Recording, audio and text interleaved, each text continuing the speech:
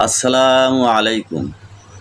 সম্মানিত প্রিয় ভাইরা, আমরা বসবাস করি, আমাদের চারপাশে আমরা লক্ষ্য করি ভেদাভেদ, হিংসা, বিদ্বেষ, মারামারি এগুলো 4টি মাসে সম্পূর্ণ হারাম ঘোষণা করেছেন আল্লাহ তাআলা।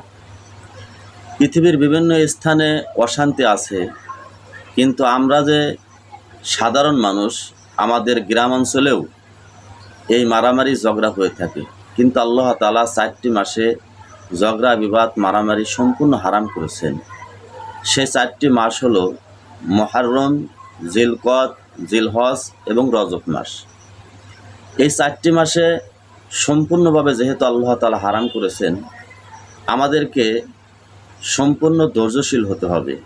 কেউ কিছু বললেও তার উত্তর দিলেও শান্ত ভাষায় দিতে হবে, কিন্তু ঝগড়ায় লিপ্ত হওয়া যাবে না, কারণ মারাত্মক কবিরা গুনাহ হবে।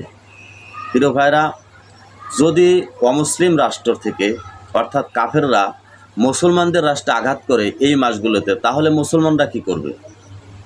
এই ক্ষেত্রে যদি কাফেররা আক্রমণ করে, তাহলে মুসলমানরাও পাল্টা আক্রমণ করতে পারবে। যেহেতু তার অন্যায়ভাবে আক্রমণ করেছে, আত্মরক্ষার জন্য আল্লাহ তাআলা এটা বৈধ ঘোষণা করেছেন। কিন্তু মুসলমান আগ বাড়িয়ে তাদের সাথে যুদ্ধে জড়াবে না এই 4 মাস। আর মুসলমান যারা আমরা গ্রামে শহরে বসবাস করি, আমরা কিন্তু ধৈর্যশীল হওয়ার চেষ্টা করব, কারণ আল্লাহ তাআলা যেহেতু হারাম ঘোষণা করেছেন।